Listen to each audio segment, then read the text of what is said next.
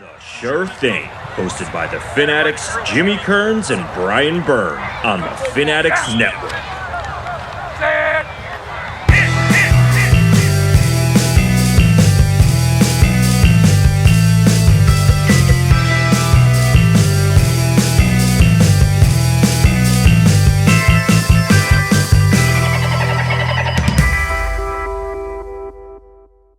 Hey Dolphins fans, this is Mike Gesicki. Catch Jimmy Kearns and Brian Byrne's new podcast, The Fin Addicts and The Sure Thing. You can find them on Apple, iTunes, Spotify, and Google Podcasts. And make sure to subscribe to the Fin Addicts Network on YouTube as well. Fins up. What is up? Welcome into the Sure Thing podcast with the Fin Addicts on the Fin Addicts Network. I am your host, Jimmy Kearns. He is Brian Byrne. We are joined today by Anthony Tatum. We will get to them in 1 second. What's going on, guys? First and foremost, please, if you haven't already, go and subscribe to the YouTube channel, Fin Addicts Network. Follow us on Twitter at Fin_Addicts. It's the most degenerate gambling show in the game right now, so go and get on it. We're going to be talking about the NFC South today. Same as usual, going over some odds, talking what we like, what we don't like. First things first, though, Brian, what's going on, brother? Hey, Jimmy, how's it going? Glad to be back here on the Sure Thing, talking degenerate gambling with some friends, talking football. It's a beautiful Sunday. The casino in my area is about to reopen. I'm getting pumped. We got a couple of cool things going on. We have the Fin Addicts Network is heading up a fantasy football network. We're going to have multiple 12-person leagues on the Sleeper app. $50 to get in. Each league will have its own payout of $400 to first place, $150 to second, $50 to third. The grand champion of all the leagues combined, which the formula it's still in the lab. We're still figuring out that formula, but that grand champion will also win a Fin Addicts trophy. But more importantly, they're going to win tickets to the MetLife Takeover, the Dolphins-Jets game in New York in 2021. So that'll be real fun. Get in there. For more info on that, you can find us on Twitter at Fin_Addicts or just email us info@FinAddictsNetwork.com. And that leads me to our guest for today. I was in Arizona about a year ago, and I got to see our guest, Anthony, do his stand-up comedian debut. He killed it. Really funny dude. He also had me on his podcast on a completely different genre of podcast. And, I saw on the TV that he had the fantasy footballers. So I was like, yeah, this guy's going to be somebody I got to talk to a lot. So he's a diehard Atlanta Falcons fan. So, Anthony, how's it going, man? Yeah, you know what? It's going great. And if I look away from the screen, it's not because I don't know how Zoom works. I'm a millennial per se. And so I know what's going on. I got a baby crawling around, but everything's going great. I think there's a couple of firsts going on. It's first time on your guys' show. It's the first time I've been in a Zoom meeting, and I'm not a fan of the worst team that everyone in the whole Zoom conference call is a fan of. So that's strange for me. It's nice to be with you guys, and it's been fun to hear from you guys how you became Dolphins fans. And I think both of us kind of feel like we're trending in the right direction, I would assume, this year. So it's going to be a fun show, and it's going to be fun to talk about the NFC South. Thanks for having me on. Well, it's a baby or it's your baby that you have? It's both. I mean, he's definitely a baby. Okay. But hold on, you tell me. It doesn't really look like me. I mean, you might want to go to the doctor and get a test. Jamie, I did forget one thing. So our last episode, we premiered something that you need to know about, Anthony. We have what is called the Fin Addicts Face-Off. And what that is if we get to a point of contention on the show where we just can't agree, we can't move on, we can call a Fin Addicts Face-Off. If you're into it, you can do it as well. The loser of that bet will take a pie in the face from their significant other and make a $10 donation to the Jason Taylor Foundation. So at any point where you're really into some contention, what kind of pie is it? Dealer's choice, I think. Yeah, probably dealer's choice. Spouse's choice, I would say, right? All right, yeah, that's fair. Not fresh out of the oven. That would be preferable. A cream pie? I like that. Yeah. Yep. I'm not going done there, that. Jimmy. All right. I said a cream pie, whipped cream. It's a, traditional old school pie. Yeah. Yeah. So I'm thinking we're going to have a few today based on Twitter arguments last night over these wide receivers that we're going to be touching on a few. So we definitely might be hitting that. Anybody got anything they want to hop in with before we jump into these odds here? Well, I know We do we're have the gonna. poll. You guys were telling me I needed to pass it back over to Brian for a poll. So, Brian, what is the poll question today? So this is the prop bet in Las Vegas and on what we use, FanDuel Sportsbook. Does new Atlanta Falcon running back Todd Gurley go over or under 850 rushing yards? Where do you see that, Anthony? Well, so my heart tells me that I should probably go under that, to be quite honest. And I don't know, what did Devontae Freeman run for last year? Do we have that up on the screen somewhere? No, I can get that for you quick. I would say Devontae was probably under that as well. And we put together an okay season. And so I am not suspecting that Todd Gurley stays healthy for the entire year. But if he goes over, I think we're really going to shock some people. I mean, if Todd Gurley can stay healthy, then this is going to be incredible. But I would go under 850. Yeah, Freeman was only at 656. I knew it wasn't great because I had him in fantasy, thought I got a steal on him. He played injured a lot. I'm not, don't have to tell you. He played injured quite a bit. He missed 2 games, but he wasn't 100%, I don't think, for most of the year.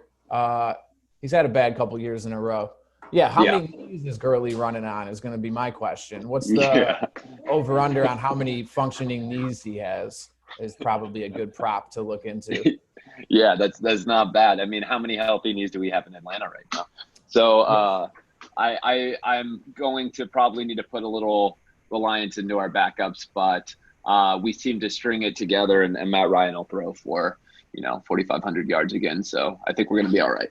Yeah, they're going to sling it around a bit. Yeah, they're not relying on a run game, So, all right. I'm a little torn on this. If they did improve a little bit, I mean, the big thing last year with the running game is nobody could spell Freeman, and they were constantly coming from behind. He had really gaudy passing stats because they were usually down at halftime. Gurley, he played 15 games last year. He hit the over last year. He had 12 rushing touchdowns. That O-line in L.A. was not any good. So I'm a little I think he's going to be right around there.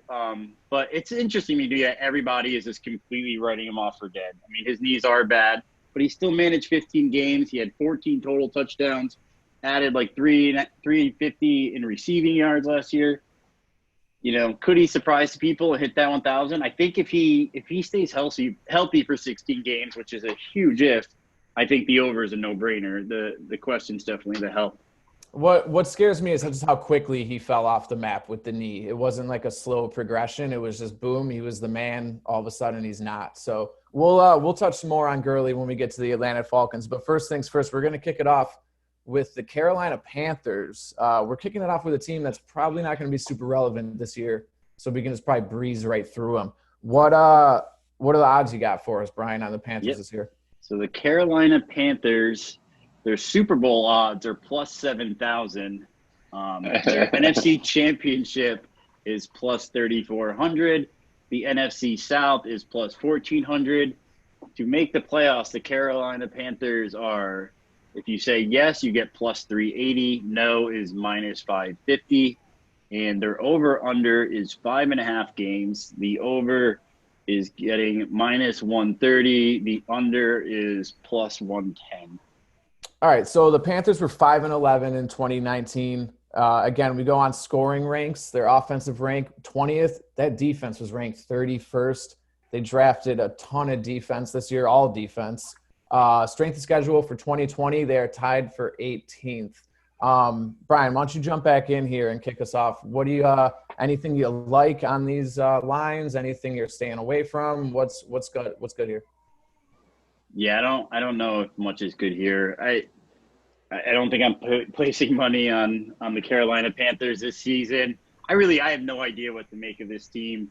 At first, I thought they were completely tanking and entering into Trevor Lawrence. lottery. But then they signed Teddy Bridgewater.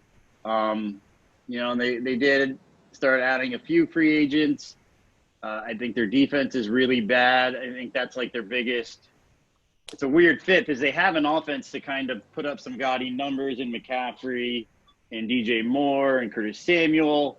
But Teddy Bridgewater is not the quarterback that's built to be trailing by 14, 21 points.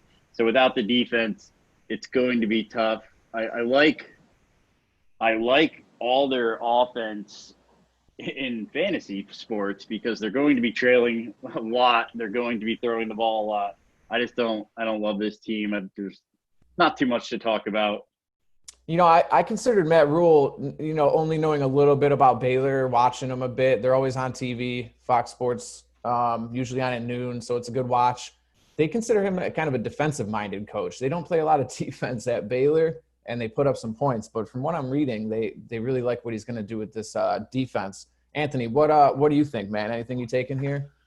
Yeah, I mean, I kind of took it the same way you guys did. Not necessarily a tank, but a full rebuild. You bring in Teddy Bridgewater, he holds you together for a few years. I don't like any of the lines. Like when you guys start to say them, it's just all they can basically do is, they might. Teddy Bridgewater, he had some okay seasons at the beginning of his career, but he is, in my mind, a backup quarterback. And as far as receiving, who are you guys hoping is going to catch the ball besides DJ Moore? Christian McCaffrey can't win every game. Or maybe he can. Lord last year was incredible, but there's just not much that they can make happen. I like what they did with drafting defense, to try and rebuild their team. But other than that, not a team of a lot of interest, to be quite honest, at least in my mind. That is an interesting fact that he just brought up. Every single one of their draft picks was defense. Not one offensive draft choice. Yep. Well, yeah, it's telling you where they're eyeing and what they want to do. McCaffrey, second in the league in receptions last year. They key on this guy, and he still does it. So he's still going to be the man, I think. I'm a little higher on Bridgewater, I think, than the two of you. Excuse me. Mm-hmm. And I love the draft, especially Derek Brown and Gross. I don't even know how to say his name anymore still. Gross Matos, the defensive end from Penn State. But yeah, there's not really much to see here. They have I know it says tied for 18th, but their strength of schedule is tough. They got a tough schedule. Some of the places they're going. They got to play Denver. They're playing in Minnie, in Kansas City. Obviously in New Orleans. They got a week 4 game against Arizona, who should be a lot better. So yeah, I think they're in a little bit of trouble this year. And it is a full rebuild. I guess, there's nothing really I like here. I would stay away. I'm a Leave it degenerate, alone. so I can usually find something, but I'm not putting my hard-earned money on the Carolina Panthers. Anybody else got anything? We want to? Yeah, if I had $20, what did you say the odds like for their win? How many wins did they say they're going to get this year? 5.5. 5.5 is the total, and the over is where the money's getting. So Vegas thinks they're going to go over the 5.5 with minus 130. The under is plus 110. Yeah, I leave all of that alone. Yeah, especially being, Atlanta is always dangerous, especially being in the division where they're probably going to lose 2 to New Orleans, probably going to lose 2 to Tampa. And I would say best case scenario, they split with Atlanta. So yeah, it's hard to find 6 wins when the division's going to be that tough. So you guys, so are we feeling like Tampa Bay is going to do better than Atlanta this year? Is that just the overall feeling in this room right now? I think so. Yeah. I'll get there, so. But yes. I'm not as high on Tampa, as everyone else, but I think they'll be better than Atlanta. Okay. But yeah, we can touch on that. Hey, we can touch on it right now if you want, because we'll hop into your Dirty Birds, man. Okay. Falcons. That's where this is going to be a good one. Yeah. No. So what did you guys say as far as the Bucks go? What are the Bucks lines for wins lost this year? Well, we'll hit on those 10.5? when we get into the Bucks. But yeah, their win total's 10.5. Over is plus 100. Under is minus 120. So, or no, I'm sorry, 9.5. I was looking at the Saints. Yeah, 9.5, and everyone likes them over. I mean, hey, we teed up Atlanta second because that's your boys. You want to go Bucks right now? Yeah, let's talk about the Bucks odds real quick. The Falcons odds for the Super Bowl is plus 4,600. The NFC Championship is plus 2,200.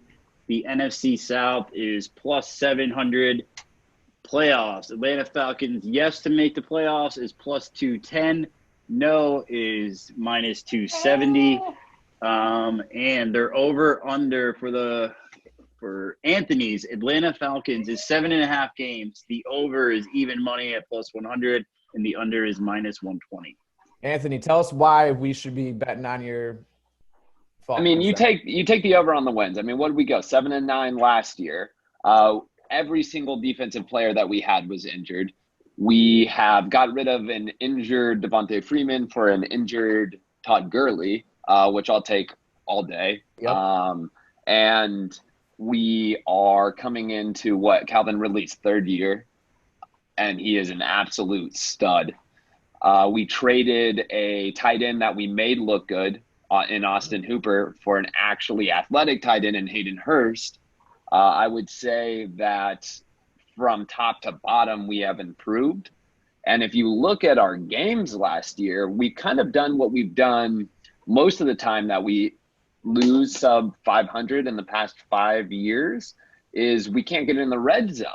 We are giving everyone a run for their money, but we're dying within the 20. And we've done everything that I think a team needs to do to improve your red zone. Just like have a good tight end, have maybe somebody that can block a little bit, and improve your run game. We didn't do a lot on O-line, but if you look at our draft last year, we did. And so I think things are just going to keep getting better for us. I would put us at 9-7 if I had to just throw numbers out there.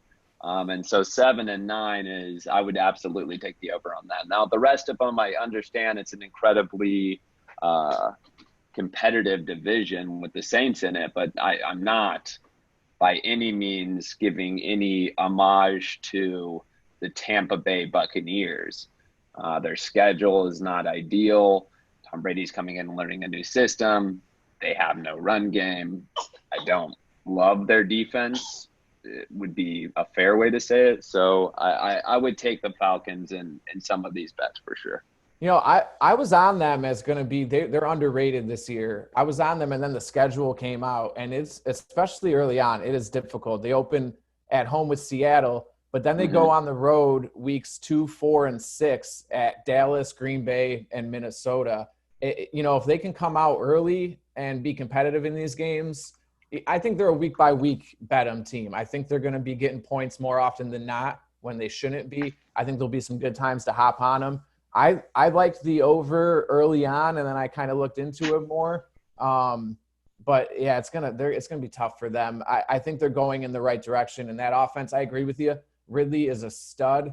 The touchdowns have been there. Everything else is kind of middle of the park so far. But I think this is a huge breakout year for him. And when you're lining up against, across from Julio Jones, you're going to get single coverage. And I think this kid's going to blow up this year. And it's Matt Ryan in the dome. Like, they're going to put points up. They're going to be a tough out. And I think the defense is going to be underrated this year. So you got me leaning with you here a little bit. Brian, what do you think? Yeah, I mean, what are we 3 years out from being the best team in the league minus half of football, right? Yeah, blew a big one. But what does his fandom got you convinced yet, Brian, or what? Yeah, I'm kind of back and forth on the Falcons. I honestly can look at this division as, a lot like the AFC North, where the top 3 teams are all really good. They all top 3 teams could be a 3-team playoff division. Mm-hmm. Especially with adding the seventh spot with the extra wild card this year. I don't hate the Atlanta Falcons at plus 210 to make the playoffs. An offense that has Todd Gurley, Julio Jones, Calvin Ridley, and Matt Ryan getting plus 210 on making, the 17 playoff. They were 7-9 last year. I definitely see them better than they were last year, but I do see their division has gotten tougher than it was last year. The strength of the schedule that Jimmy hit on is rough. So everyone else in this division is middle of the road as far as strength of schedule. But the Falcons are 5th. So they have the roughest schedule in the division. I like their first 3 picks. I really like the 2 guys they added on defense. They definitely need some defensive help. They can't be playing from behind like they were all last year. I mainly just for name, Matt Hennessy, the lineman in the 3rd round. You gotta love him. And Dante Fowler is a pretty good ad. He'll add a speed rush off the edge, so that's not bad. A lot's going to come down to, why I like too on the Todd Gurley over/under on the 850 is there is zero competition for touches for this guy. So Ito Smith isn't it. He couldn't perform when Freeman was struggling last year, staying healthy. So if Gurley and those knees go down, they need to bring in another running back. There's still a few guys out there. They could add some depth at that position. I'd feel a little bit better about it. If they get a healthy, functioning Gurley, they could be trouble. If Gurley plays enough games, that's going to be huge for sure. Absolutely. I like the playoff line. The rest I'm probably staying away from. It's going to be tough, though.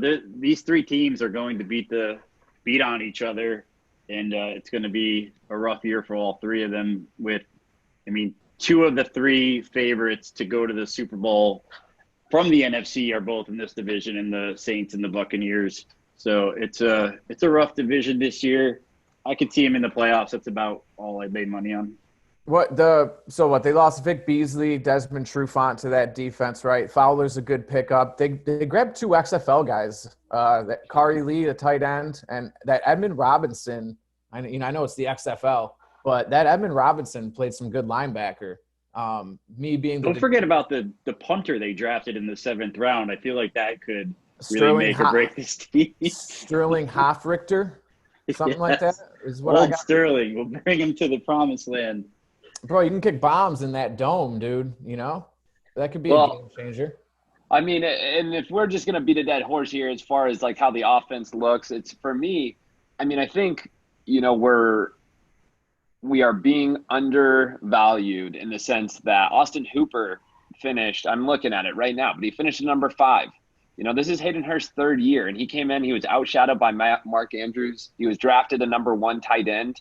We got him this year. And if you watch Austin Hooper put up his 787 yards, he did it at like a 5.5 40 speed. He's just jogging. He's uncovered down the field because Matt Ryan had good vision. It's going to be different this year. And like I said, we finished 7-9, and it's crazy that they're giving us one game max when the reality is we've drafted defense. We were riddled with injuries last year. Like, just absolutely killed. I'm sorry, gentlemen. No, you're good. Absolutely How murdered. well you're handling yourself with a fussy baby, and you're still spitting out Hayden Hurst facts and Austin Hooper 40 times and stuff, man. I'm impressed. Yeah. Well, I love the Hayden Hurst call. Different show, but for fantasy football, his ADP is way down. And Hooper vacating 96 targets from last year. I know Ridley's going to inherit some of those, but Hayden Hurst is going to have a solid year, and Hayden Hurst has a lot of speed. He's going to be, and you can't think about him. No matter how good he gets, you're not going to not double Julio or Calvin Ridley. So I love the Hurst call. I think what we're all saying here, and where I agree with you, that plus 210 to make the playoffs, that's just too much value. That especially with the 7th, there's going to be an 8-8 team, 9-7 team getting into the playoffs, and why can't it be the Atlanta Falcons? You guys got anything else before we jump on here to the Saints? I don't got anything else. You good, Brian? Oh, we should read. Hold on. Yes. Go Falcons. We should read the poll. We should read what Twitter thinks about Todd Gurley. So Twitter is against you two and with me, and 54% of Twitter with 139 votes believe that he will be over the 850. Ooh. And only 46% said under. I am interested in that prop bet. I may look at that on old FanDuel Sportsbook and might put a few dollars on it. That's a pretty good split. Pick him up in your fantasy team this year, man. Pick him up early. Pick him up in the If he's second. available in the 7th, 8th round, I'm grabbing him. Yeah, you better grab Ito Smith too while you're at it. And Quadre Olison. Just pick them all up, man. Get up, yeah. All right, we're moving on now to the New Orleans Saints. Won the division last year, got upset and cost me money last year in the playoffs. Finished 13-3, offensive rank 4th in the NFL in scoring, 13th in the NFL in scoring defense, and somehow they come in with the softest strength of schedule in the division at 24th. Very confusing stuff over here. Brian, what do we got for odds? Just on that strength of schedule, I think we were talking about it before the show. It has to be because they don't play the Saints, right? That's why they have the easiest schedule. That's 26 wins that they don't have to play from last year. But the Saints, they are the second favorite in the NFC to make the Super Bowl at plus 1,200. They are the favorites so to win the Super Bowl is plus 1,200. To make the Super Bowl, win the NFC Championship is plus 650. They are the favorites to win the NFC South for the second year in a row with minus 110. For the playoffs, it is a yes is minus 350. The no is plus 270. And the over-under on the New Orleans Saints is 10.5 games. The over is getting even money at plus 100, and the under is minus 120. Give me some Saints at plus 650 for the NFC Championship. Give me some Saints at minus 110 in the division. And since it's a plus number, give me some Saints at the over 10.5. I've always loved the Saints. I've been a big, supporter of them financially. Lost some money, won some money. This is the most established team in that division. One of the things that sticks out a little bit, check out this road trip, week 12, 13, 14th. They are at Denver, who a lot of people are high on, and at the very least is a difficult place to win football games. They're at Atlanta, week 13. That could mean something to Atlanta. It could be a huge game. Then they're at Philly. Philly's always tough at home. A lot of people like Philly this year. They're always a problem. So those three are right on the road at the end of the season. That's a lot of travel. But then week 15, they get to come home for the reigning Super Bowl champion Kansas City Chiefs, and they close the year at home against Minnesota. Those weeks 12 through 16 with that travel mixed in, that is brutal. And the thing that causes me some concern is Tampa Bay is going to be built more to be better towards the second half of the year with this weird offseason we're having. And Anthony mentioned it earlier with Brady not knowing the system, coming into a new thing. Tampa Bay could come on late. New Orleans could falter late with this schedule. It's gonna be interesting to see how they navigate that. They're gonna have to come out hot and early. I love the Emmanuel Sanders pickup. That's filling one of the biggest holes this team has had forever. Brian and I were talking before the show. Michael Thomas had 119 more catches than the number 2 wide receiver on the roster. Now, Yikes. Alvin Kamara had a ton of catches, but still 119 more than the next receiver. Emmanuel Sanders is going to help them out a ton. They got him for cheap, 2 years, $16 million. They double covered Thomas anyways. There's a reason his Twitter handle is Can't Guard Mike. They double cover this guy anyways, and he still makes it happen. But, man, Sanders is going to help them out a lot. I love the Saints this year. They bring Malcolm Jenkins back. They draft Ruiz, and you're going to use them, plug and play him now. I love Bond, from the linebacker from Wisconsin. I think this team is by far the team to beat, and I love anything betting on anything to do with them. What do you think, Anthony? Yeah, I don't know the lines that you guys just spouted too. I don't love, there's nothing in there that I'm like, I can't believe that's where the line's at. And so I kind of feel like the Saints just leave you in a position to either make a decent money or let you down. And, but like you said, if I had to guess at 10.5, I'd give them it. Their team is very established. Alvin Kamara, Michael Thomas, Jared Cook's looking way better. The team looks great.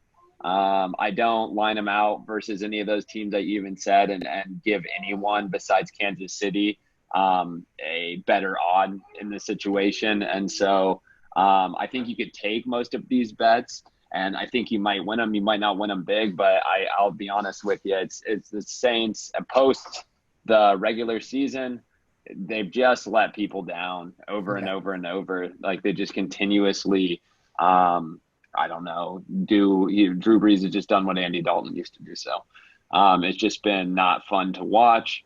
It's been great for a Falcons fan, but I know that everybody coming into these games have the Saints going to the Super Bowl, and they just keep letting people down. So me personally, plus it's a part of my religion. I can't bet on the Saints, but that wouldn't be where I put my money. All right. We'll get to where I put my money in the next one. There's a subset of gamblers that are glutton for punishments, and I fall under that, and I always ride the Saints, and I always get disappointed, especially in the playoffs. But they are a good regular season team, and, when we're talking over-under on a win total, that's all that matters. Brian, what do you got for me, man? What are you thinking here? What do you like? Yeah, like you said, I love the Emmanuel Sanders pickup. They absolutely needed a wide receiver on the other side of Michael Thomas to he's not taking pressure off of Michael Thomas, but at least to catch the ball and to cash in on it. I like their draft. Cesar Ruiz is a beast at center. The linebacker they picked up in the third round is a monster.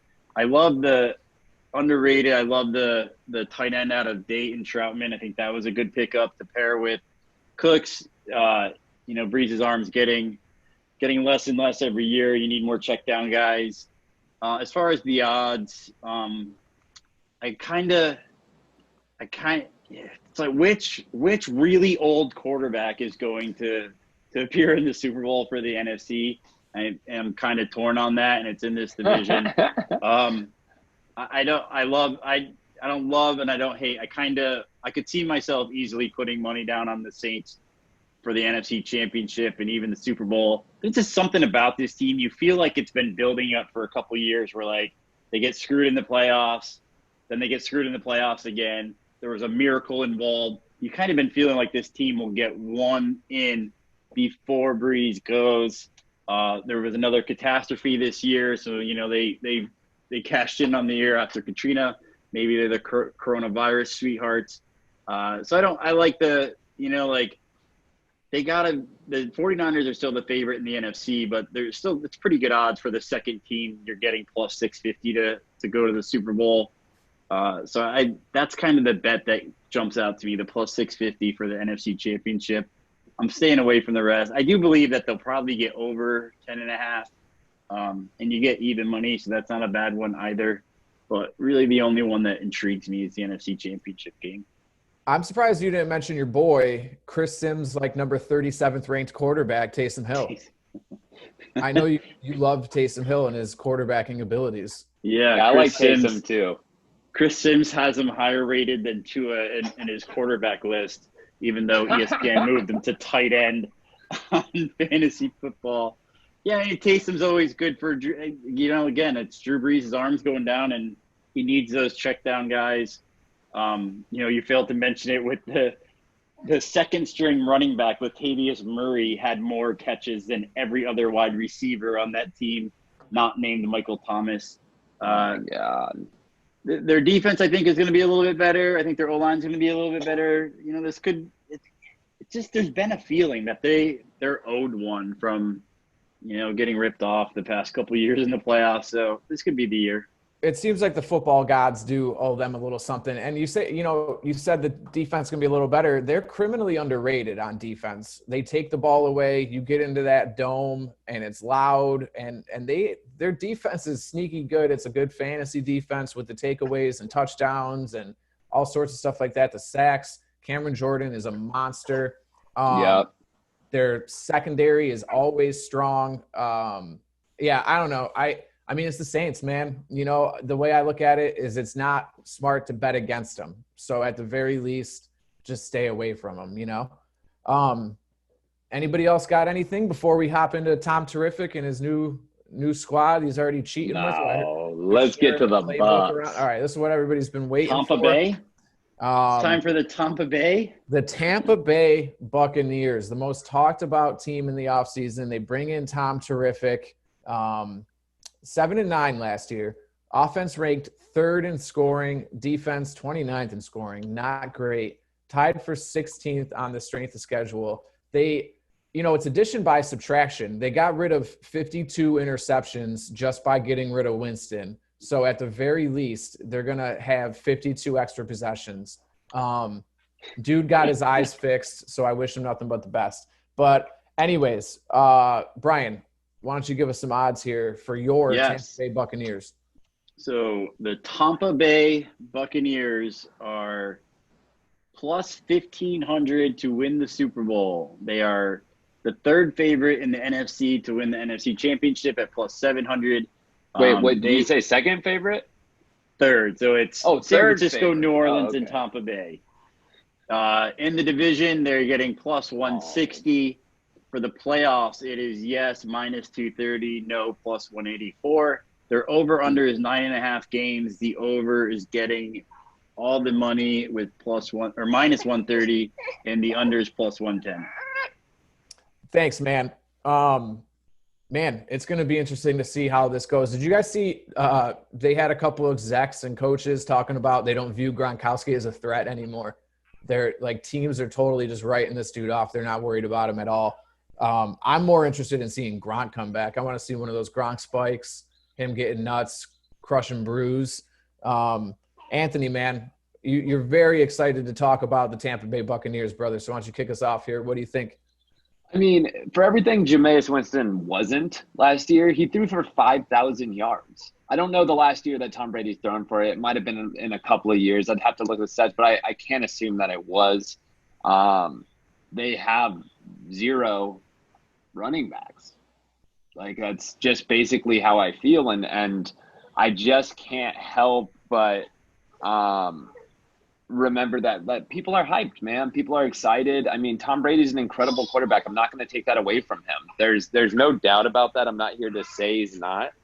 But what I will say is I don't understand. I'm sorry, guys. Maybe we take a quick pause real quick. Yeah, no, you're all right. Yeah. 2-1. Okay, hey, sorry about that, guys. My baby was crying. I took care of it, though. I put him outside. So, yeah, no, we're talking Tampa Bay. Like I said, it's like their schedule last year, 7-9, they did great, to be quite honest, especially with throwing, like you said, I think you said something, like 50, I don't know. It's probably, 30, somewhere in between there, interceptions. And so I just can't help but feel like people are very hyped on Tom Brady to come down here, fall into a new system, just be an absolute 20-year-old gunslinger. And it's just, I mean, they have an incredible receiving core. Like take Gronk out of the picture, who hasn't been in football for a couple of years, who has, at least from my memory, pretty injury prone. I'm not throwing him in there as a huge asset, but Mike Evans, Chris Godwin, OJ Howard, they're great. They're second maybe to the Dallas as far as a receiving core goes, but I don't think they're going to put it together like people think they are. I don't think it's going to be. I mean, how did we feel last year coming in? It just feels like the Cleveland Browns of last year. To me, the hype coming into this year is like, oh, but look at all these weapons. They can do it. And I'm not comping Baker to Tom Brady, but Tom Brady is getting much older, and I don't think plants are keeping him in the NFL till he's 50, to be quite honest. So you mentioned something, so I went and looked it up. Brady's only thrown for 5,000 once, and it was in 2011. He threw for 5,235. So, yeah, Winston was great offensively. Just, those turnovers hurt him quite a bit. And yeah, Brady's been on the decline for a while. The arm strength was like never really there anyways. And now he's also losing it. And you want to hit these dudes that are big time playmakers down the field. Like, it's going to be a problem. Like, Mike Evans is a top 5 receiver. And yeah, he can sometimes catch some short stuff, stiff arm a guy and go, but his game is over the top, out jumping somebody. And Godwin's a speed receiver, burn you off the line, get down the field. So I don't know. There is a kid. I'll pull up the depth chart while Brian's getting in. There is a young dude in the slot that is a Edelman Welker type that a lot of people are high on. Is it Humphreys? No, there is Humphreys. There's a dude who was younger. He went to Tennessee. Yeah, Humphreys isn't even there anymore, right? Yeah. It's this Miller kid, right? I'm pulling it up right now. Scott Miller is who they like. This is his second year, but he's getting a lot of talk coming out of the slot as a high reception guy, check down guy. The running back position is a problem. Like, you lose Peyton Barber, and for that to be a hit on you, you're in bad shape at running back. They did draft in the third round. They took that Keyshawn Vaughn from Vanderbilt, and a lot of people are high on that kid. A lot of people people smarter than me have a lot of good things to say about him. And overall, I love the draft. Going up to get worse that they needed.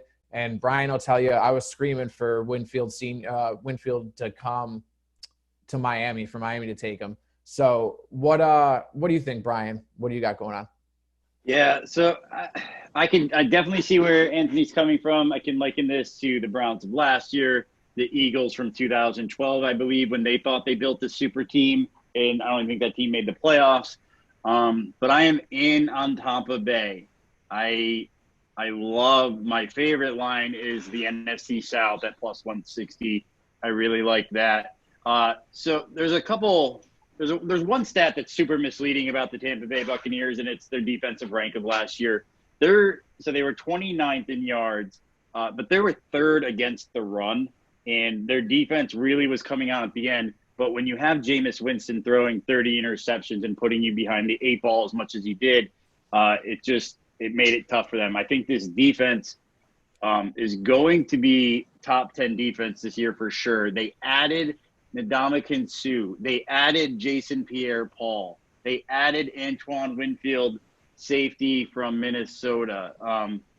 The running back is the big concern, but going into the draft, I was telling everybody, whoever the Tampa Bay Buccaneers select at running back, make him your guy in fantasy. He's going to walk into an opportunity that's just insane with carries. But then they went out and got of all the good running backs that were available, they got Keyshawn Vaughn, who I really didn't like in the draft. He was like, I think it was a reach in round 3. He probably should have gone in 5. There was guys available in the third round still that I thought were more talent to him. I'm not a Ronald Jones truther. I don't think he's legit. I have Devontae Freeman in my dynasty league, hoping he goes to Tampa Bay. But again, they added Wirfs at tackle. They're beefing up that O-line, and I agree that Gronk's not going to be an every down tight end. They don't need him to be. They have 2 very talented tight ends already in O.J. Howard and Cameron Brate. But what Gronk will do, what Gronk has always done in his career, is a nasty run blocker. But when you have, Chris Godwin, Mike Evans, O.J. Howard, you're not Tom Brady. You're not focusing on the run.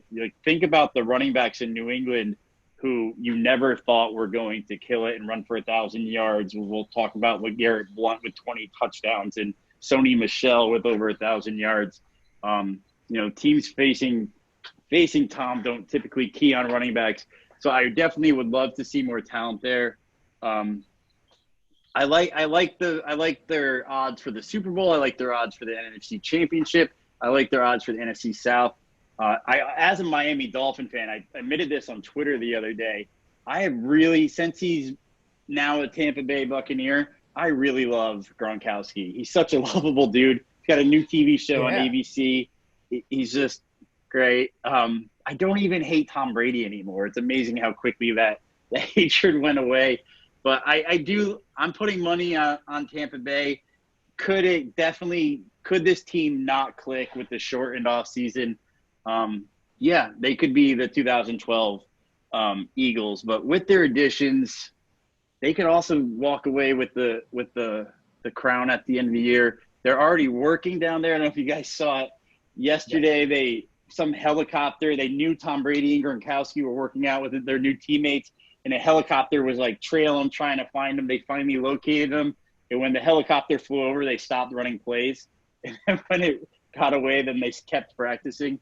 So they're working down there in Tampa. My biggest concern, I think Tom will start off the season strong, but as we saw at the end of last year, his arm just faded. He ended his career in New England with a pick six to Tennessee. He threw a pick six against Miami in Week 17 that cost him that game. That was just a throw I've never seen Tom Brady make in his throw. Welker was open in the flat, and he just lofted it out there. His arm is starting to show that. Will it be rejuvenated in the warmth of Tampa Bay and not go through that arthritis that you get up in New England in the winter? It's all going to come down to that. But I like the odds. They have on paper it's a good team. I'll throw some money down on them for sure. Where are you putting money? What I love more than anything would be the NFC South at plus 160. But I'll throw money on the NFC Championship, and I'll probably take 15 times my money for the Super Bowl as well. I wonder. I want to come at me at any of those, Anthony. Am I sensing a Fin Addicts face? The line where I would like it to be at, like, we'll just make our own here, but if you're willing to pay any of those, what I would suspect is that you think they're going to finish with a better record than of the Atlanta Falcons. And yes. I would definitely take a Fin Addict face off with you that Falcons win more games this year than the Tampa Bay Buccaneers. Straight up Falcons winning more. Let's get it, bro. And that's like just log it in. No lines, no buffs. Yeah, I'll take it, and I will give you a little odds. I will double my donation to the JT Foundation, $20 to your $10 if the Atlanta Falcons have a better record than the Tampa Bay Buccaneers. All right. Well, I'm doing things for charity today. I love the balls on Anthony to he doesn't even want like a win and a half or anything like that. He's saying straight up Atlanta better than Tampa. I mean, there's 2 games separating their win-loss total in Vegas this year, and he's confident. I like it. I was going to say earlier, we don't have a face-off. We bet against the Tampa Bay Buccaneers, and it's not me being overly confident just on my team, which I am. But Tampa Bay is just, I don't understand, man. I don't see it. I don't see it coming together the way that other people do. Like you said, they brought in a bunch of pieces over 30.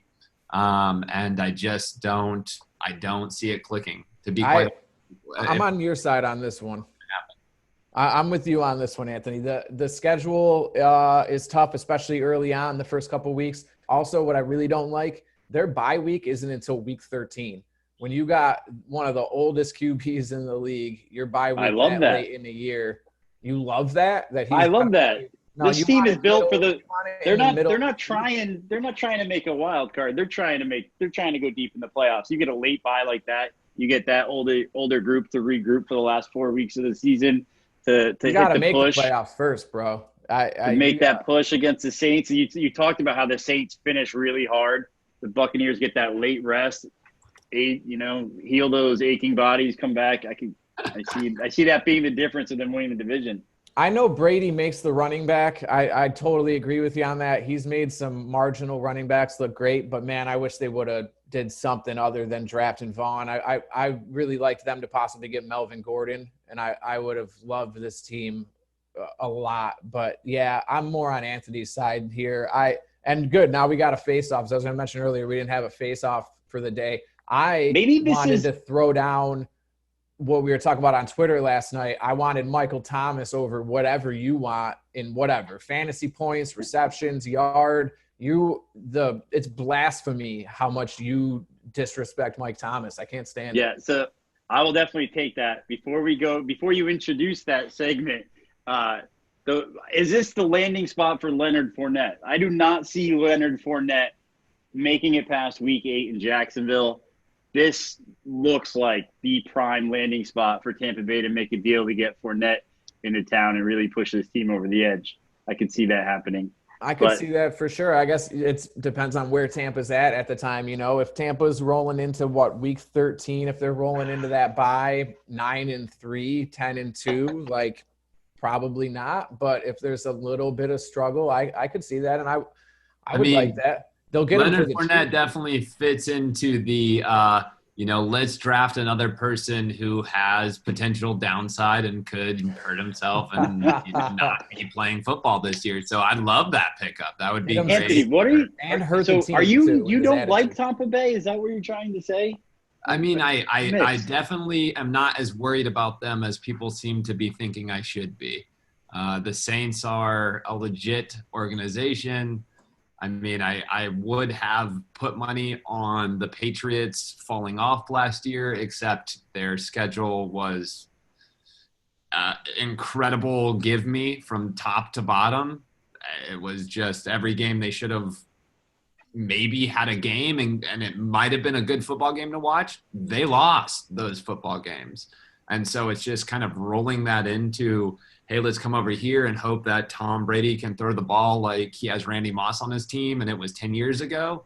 It's like, when have they used assets on the Patriots? Aside from Gronkowski, Julian Edelman has been a slot guy. He's been awesome. I'm not knocking it, but it's like deep threat, bombs, Chris Godwin, Mike Evans. Like, who's going to throw them the ball? Like, who is going to throw them? We're not talking about Ben Roethlisberger.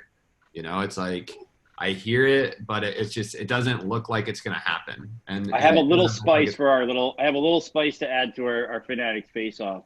How about on top of it, we throw the Bruce Arians special in there, and the loser has to rock a Kangol for 1 week. For a week? For 1 week, you have to rock a Kangol. Yeesh. I don't even own a Kangol. Well, neither do I. All right, lock it in. Lock it in. Wow. Can you still lock it in? I'll be FaceTiming you. I'll make sure that you're wearing it. I want you to wear it in your sleep as well, though, okay? Oh, a 24/7 Kangol? Bro, look at Montez Jordan. What was it? The dude in the 90s, the R&B guy used to always rock it. Something. It's Bruce Arians.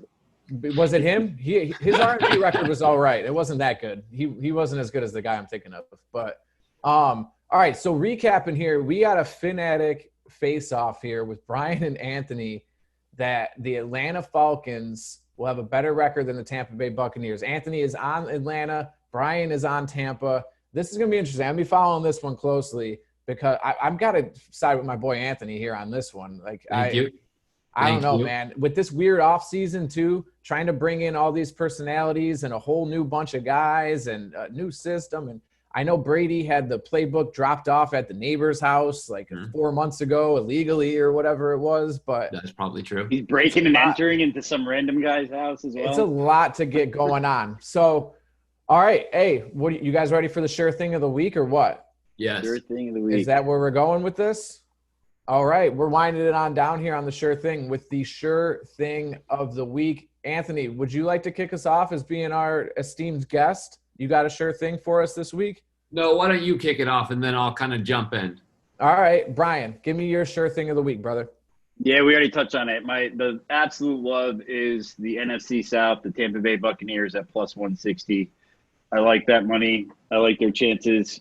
The sure thing of the week, Tampa Bay Buccaneers win the NFC South.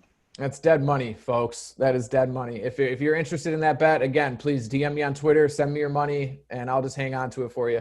That's not going down. My sure thing of the week, the New Orleans Saints to take that division at minus 110. The number, it's not that bad. It's minus 110. That's the vig on a regular spread.